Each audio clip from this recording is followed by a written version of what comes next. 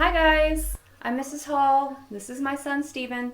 Today we're going to try to make some salt ornaments, and I just thought it was a really good idea since we have Mother's Day coming up, but you can make these at any time. They're great to make on a child's birthday to commemorate their birthday. It's good for Christmas presents. Footprints are good too if you'd like to do that. We're going to do handprints today, and we're going to do a pendant. Okay, so the first thing we need to do is we need to get our dough mixed up. So we are going to go with 2 cups of flour, which we already have measured out to make it a little bit quicker for you guys, a half a cup of salt, and 3/4 cup of water.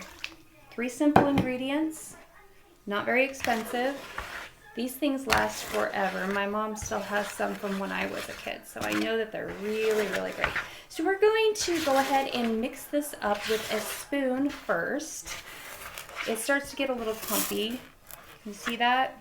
It's a little clumpy. And after it starts to get some dough bits in it, okay, it's got some dry ingredients. It has some little damp dough bits that when you try to pick them up, they start to break apart. That is perfect. That's what we want to start mixing by hand. We want to start mixing by hand. Okay, would you like to, you got to scoop, turn it, and push. You want to go ahead and do that? Scoop, turn, and push. Push, push, push. Good job. So this takes about 5 to 10 minutes to knead. After you get it kneaded to where it's sticking together really, really well, okay, we'll knead this here in just a minute again, so we can make grandma one also. After you get it kneaded to where it's sticking together, then you need to press in and turn it, and press in and turn it, and press in and turn it. You need to do that probably about 20 times. It makes sure that the salt and the flour mixture is really well mixed together. You don't want parts of flour that are not well mixed with the salt because they will draw moisture and they will go bad. The salt is a very good preservative. Okay, so what I'm going to do is I'm going to turn it around and squeeze just really lightly until it turns into a disc. Okay, and then what we would do is we would pat this out. Now, Steven's going to measure with his pinky finger. He is big enough, this would be about 2nd grade through 6th grade, unless you're a really big 6th grader with really big fingers, about pinky depth. If you lay your pinky down, I have kind of small pinkies, it's like the only finger I have is small. Small pinkies, if you have it thicker than your pinky as an adult, then it's probably a little too thick. Okay, Steven, let's measure this. What do you think that? Measure that. Down here on the table. That's really, really good. So about a 1/4 of an inch, maybe a little bit bigger than a 1/4 of an inch. Do not go near 1/2 an inch because 1/2 an inch is way too thick and it will start to bubble and it will ruin your project. Okay, we have some that are already patted out. Now, if you decide that you would like it heart-shaped instead, all I did was I grabbed my paper here. I went ahead and I folded just a regular piece of paper and I cut on the fold into a heart shape, and you can lay this down on your pat out. Just use a regular butter knife, lay it right down, and you would just cut around your pattern. Patterns are good. We use patterns all the time in school. You can do a smaller version of that cutout heart for the pendant. So we're also going to make a pendant. Okay, Steven, push your hand into that, please. Push nice and firm. Parents, you might have to help smaller kids. Make sure all of the fingers get pushed and the thumb, palm gets pushed up. That is a beautiful handprint. I can really see that. Okay. Make sure they don't dig their fingers into it. It might go all the way through the bottom. That would create a weak spot and it might break. Okay.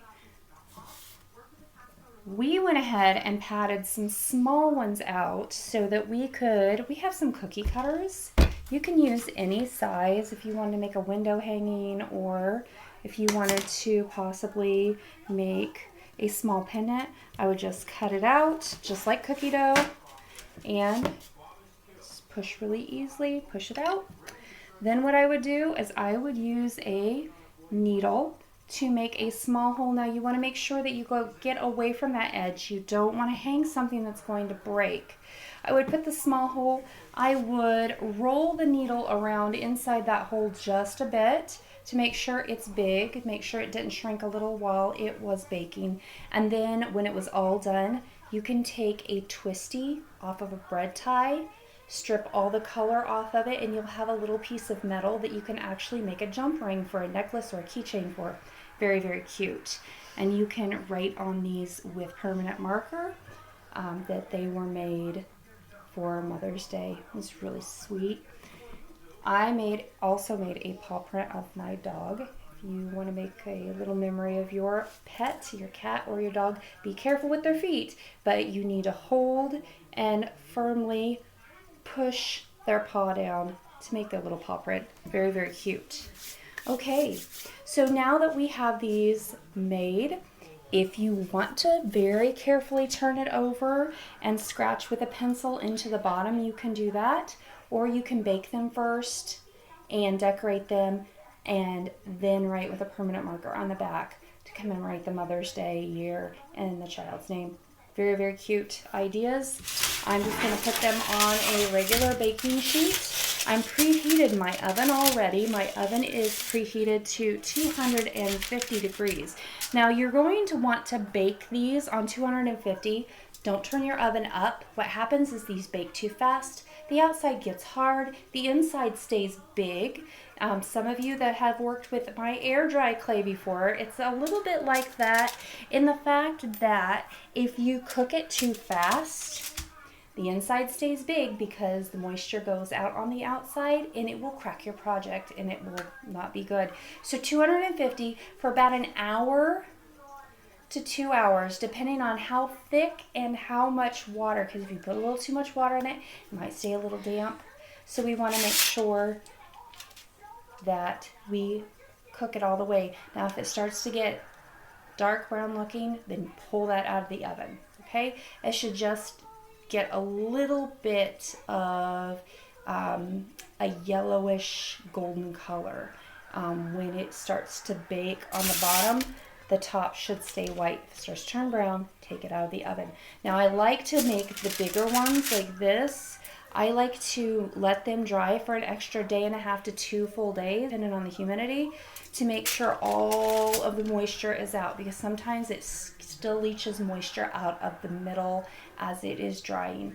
So to seal these up with a sealant really is not the best option. What color are we going to make that, Stephen? What do you think?